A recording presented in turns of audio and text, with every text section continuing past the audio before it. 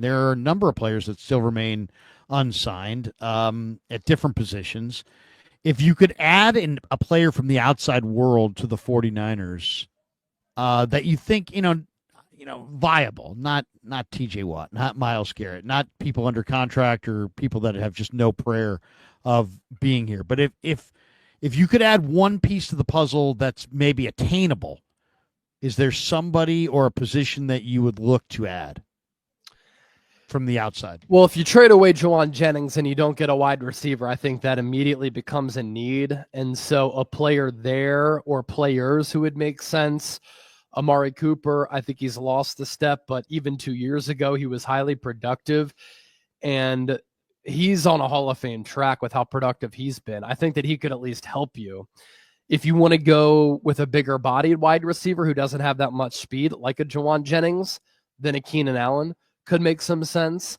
Nelson Aguilar still has some pop to his game. He's never going to be more than a wide receiver 3, wide receiver 4, but he could help you. Another thing, too, at the wide receiver position, I like Jordan Watkins. I like Jacob Cowing. I hope that he can progress. But what's going to happen with Demarcus Robinson? We don't know if he's going to get suspended for that November DUI arrest last year. There's a possibility that happens, which further hurts your wide receiver depth. And so wide receiver, I think, would become a little bit of a need.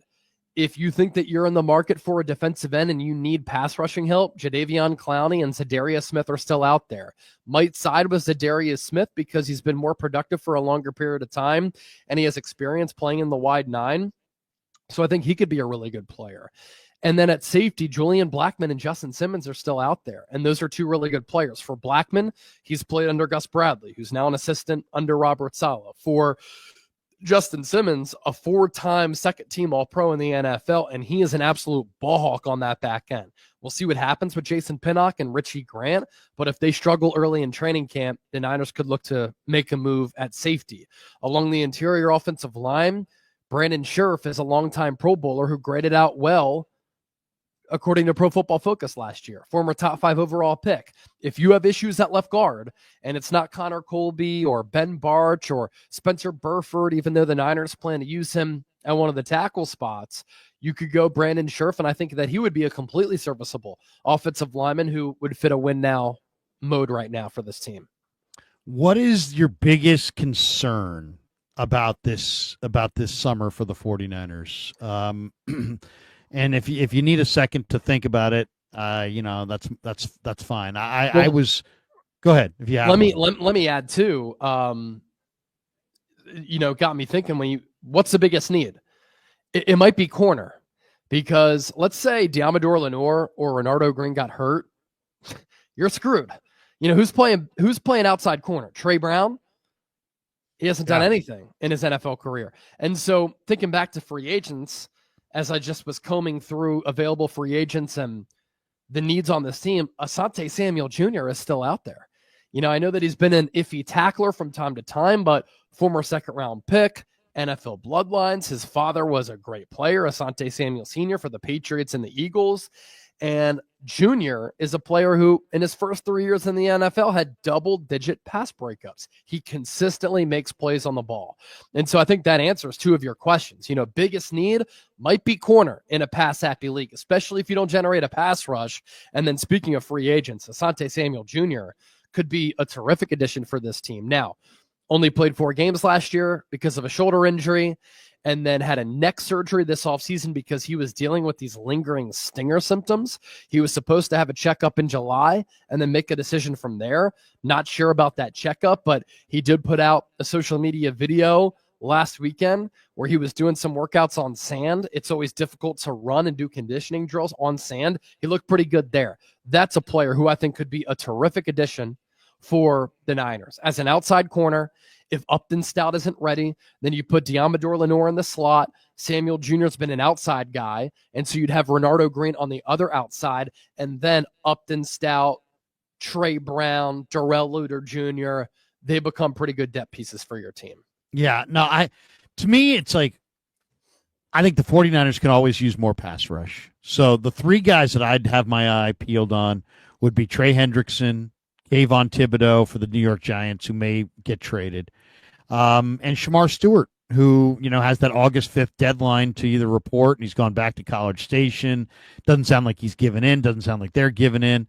I would pepper Cincinnati with all kinds of calls offering second-round picks and more to try to get them to pivot. Because I think if you could add Shermar Stewart, even though he's raw, he hasn't had an off-season, I think him and Mikael Williams could be the new face of the 49er defense going forward. So those are the three guys I would want: Thibodeau, Hendrickson, or Shermar Stewart. I want those defensive linemen. But Bleacher Report did an article yesterday, or maybe it was the day before, and it was like what one move every single team in pro football needs to make, right?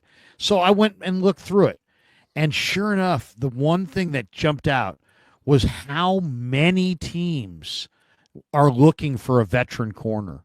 Yeah. The Dolphins, the Cowboys, the Eagles, the Commanders, the Vikings, the Raiders, the Rams, the Niners, all potentially could be looking for a veteran corner. So I'm with you on Asante Samuel. I know there's concerns about his neck and his concussions, and I'd sign him anyway. Yeah. I'd sign him anyway because when the corners run out, the corners run out. There's nowhere to get them. Yeah, I just named for you literally, 8 teams that are all looking for a young corner. So I would definitely, if I could sign a player that's out there that's not an edge rusher, or acquire a player that's not an edge rusher, Asante Samuel absolutely would be that guy. Stephon Gilmore's still out there too. That's another player who is a veteran, a former defensive player of the year. In recent years, he's played pretty well for teams like the Minnesota Vikings and the Dallas Cowboys. He would be able to help you. And with him and Samuel, at the very least, they improve your depth at a position where you do not have a lot of depth. Like, is Darrell Luter Jr. a good player? We have no idea. All he's been up to this point is a special teams guy with potential who's been injured a lot. Trey Brown, former 4th-round pick, but didn't see the field a lot with the Seattle Seahawks. Again, if a player went down and got hurt at that position, that's where things become pretty precarious if you're San Francisco. So I asked you what's your biggest concern. My biggest concern is that the Niners, for the 3rd year in a row, are going to blow it at the cut down when it comes to the secondary. 2 years ago, they cut Deshaun Jameson to keep Isaiah Oliver, and that was a mistake. Last year, they kept Rock Ya-Sin and Isaac Yiadom. They cut Samuel Womack. That was a mistake. And this year, they've got some guaranteed money that they've guaranteed in free agency to some middling corners that were just out there. They guaranteed Trey Brown $500,000. They guaranteed Saron Neal $2.25 million. If they wind up cutting Darrell Luter because they don't want to cut veterans like Trey Brown and Saron Neal because they invested some of Jed's money, and Luter goes somewhere else and establishes himself as an NFL starting corner, the Niners are screwed up. I mean, you cannot cut 3 years in a row a good young corner to keep an older, lesser corner. And if they cut, I'm really fearful that they're going to cut Luter and keep Neal and keep Brown just to placate Jed and their free agent, and to justify their free agent expenditures. And that will be a colossal error, in my opinion, if they do. Well, it never really makes sense to give up on young players for journeyman veterans. I don't really understand that thought process. And with Samuel Womack, I know that at times he may have lost his confidence, but there was ability there, both in college and at the NFL level, whether it be preseason or during the regular season. He was consistently making plays on the ball. He had pretty good instincts at that cornerback position, and the Colts couldn't have picked him up fast enough, and Indianapolis reaped the benefits of it. He played pretty solid football last year. And what I would like to see the Niners do during training camp and the preseason, see if Darrell Luter Jr. can play. Figure out if he can help you, and then go from there. If he is just a total stiff, then yeah, some of these other corners are important, especially in trying to upgrade your special teams. Saron Neal's been an excellent special teams player, but Luter is a guy who's big, physical, fast. He can run. Can a new coaching staff, led by Robert Saleh, Gus Bradley, maximize and bring the best out of a player like that?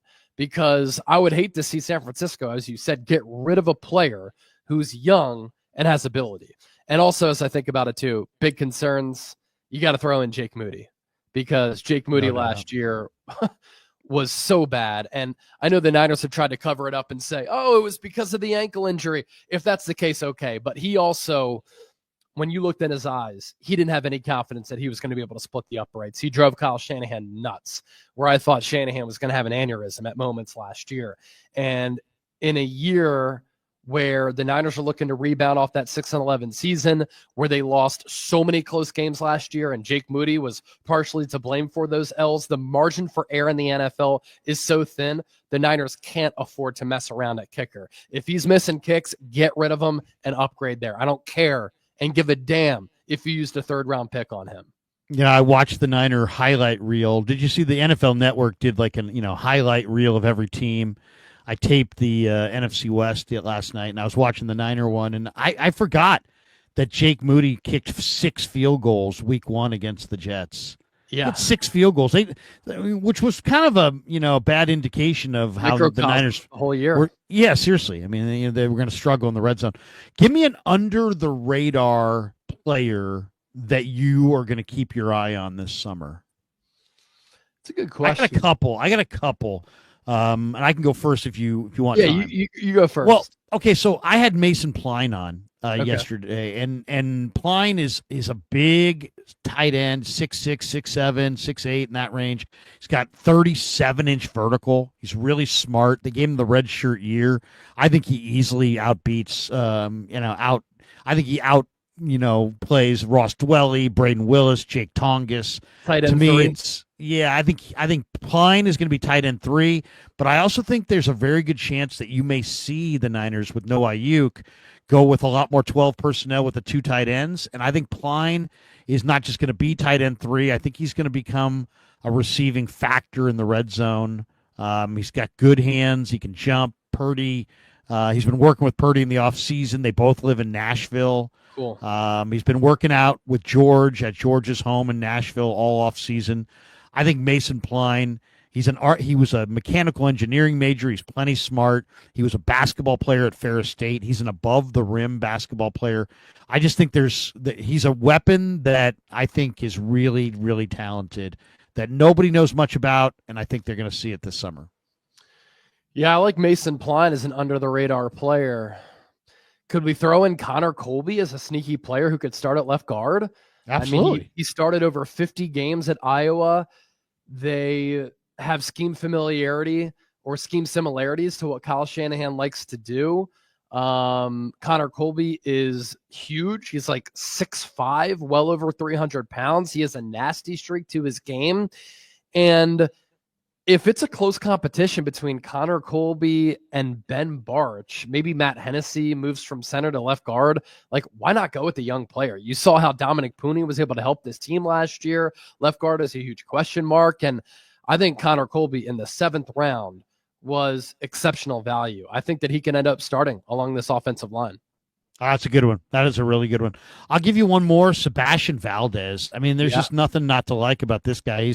He's just, I watch him in practice and I'm like, wow. And this guy was undrafted and he just looks, it's funny. It's like you can watch practice for the reps, but then equally important to the reps is the other player's reaction to the player. And if you watch practice really closely, you're watching Valdez have these amazing reps, and then when he gets back in line with his other guys are dapping him up left and right. Coaches are coming over, patting him on the back, because it's kind of like, who the hell's Sebastian Valdez? But he's absolutely putting on a clinic in OTAs. So he's fast, and he's got some pass rush ability. So he's another beneath the radar guy. Keep your eye on Sebastian Valdez. All right, before we get out of here, let's hit a couple of these battles that we're going to see, training camp battles. Who wins some of these battles? I'll throw you the battle. You tell me who wins. D. Winters against Nick Martin for that number 2 linebacker spot next to Fred Warner. Greenlaw is gone. Martin was the 75th pick. He only played a handful of games last year, 5 games at Oak State, but he had 47 tackles in those 5 games. And then you got Winters, who a lot of people feel looks like one of the best and most improved players of the offseason. Who gets that gig? Well, who do we think is the third backer then? I think the loser is the third backer. Okay. So they're both going to start either way. Technically, but I mean, let's be honest. The Niners are in the sub package 80% of the snaps. They're in the base 20. So the sub has become the base in theory. Yeah. Let's go Nick Martin then. Yeah, I think both of them start in the traditional 4-3, but let's go Nick Martin ends up having the better preseason and training camp.